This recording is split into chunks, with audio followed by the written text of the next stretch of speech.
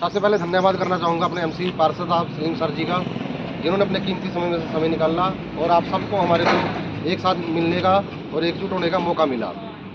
तो साथियों, अभी सर ने जो बताया कि स्वच्छता सैनिक भी आप ही हो और हमारी बाजुएं भी आप ही हो। अगर आप लोग हो तो हम हैं, अगर आप नहीं हैं तो आगे ऊपर कुछ भी नहीं है, क्योंकि मेन जड़ें आप हो। अरे जड़ है तो पेड़ पूरा खड़ा रहेगा, अरे जड़ नहीं है तो पेड़ गिर जाएगा। उसी प्रकार से साथियों ये कहना चाहूँगा कि सबसे पहले आप अपना जितने भी सभी लोगों का ईपीएफ ठीक है। देखिए ईपीएफ आप लोगों की सैलरी से घट रहा है और उतना ही डिपार्टमेंट पाता है। तकरीबन सभी कई लोगों ने निकाला भी है और कई लोगों ने नहीं निकाला। अगर जब उसमें ठीक नहीं है, आपका नॉमिनी नहीं है, तो वो जल्द से जल्द ठीक करा ले, क्योंकि अगर आपको कल को पैसे की जरूरत पड़ती है तब भी वो कागज पूरे करने पड़ेंगे। अगर रिटायरमेंट ही हो जाती है और रिटायरमेंट के बाद पेंशन लगेगी आप लोगों की, तब भी वो कागज पूरे करने पड़ेंगे। जितनी जल्दी हो सके वो कर लीजिए। नंबर 2 बात, ईएसआई आप लोगों का कटता है। ईएसआई सेक्टर 19 में डिस्पेंसरी है हमारी।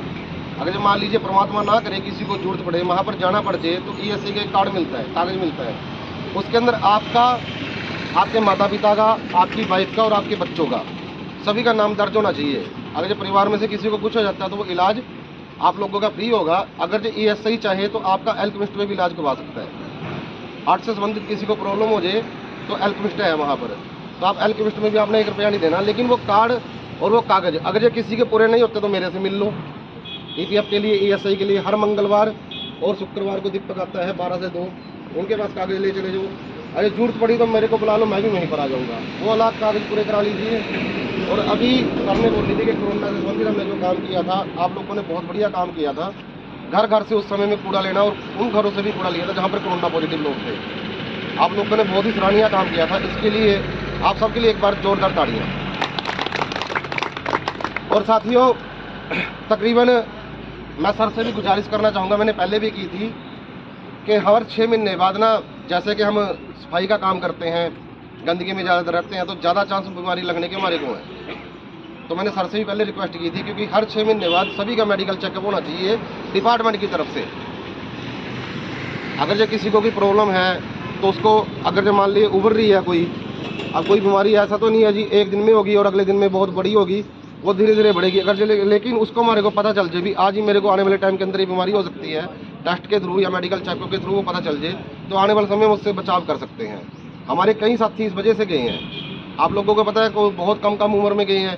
जो डंपिंग ग्राउंड में ड्यूटी दी थी जिन्होंने, उनकी आप सभी को पता है, सतपाल को आप सभी जानते थे, उसकी उम्र नहीं थी जाने की वो, लेकिन वो उस उम्र में गया क्योंकि वो उस हवा के अंदर, उस प्रदूषण के अंदर रहा और उस माहौल के अंदर रहा, क्योंकि कूड़े की हर समय गैस बनती है और कूड़े के अंदर हम रहते हैं। तो मैं सर से दोबारा रिक्वेस्ट करना चाहूँगा, सर प्लीज़ ये काम करवाना है आपने।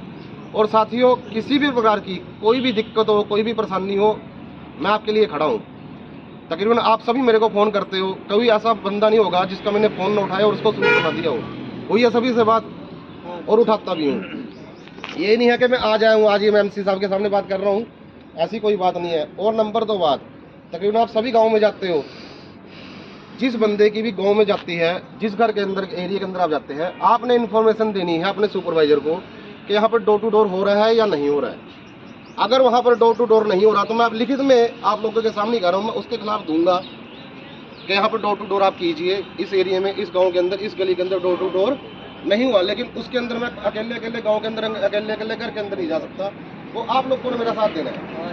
तकरीबन सभी गाँव करते हो, आपने सुपरवाइजर को बताना है, आपने लिखित में देना है और लिखित में मैं दूंगा आगे।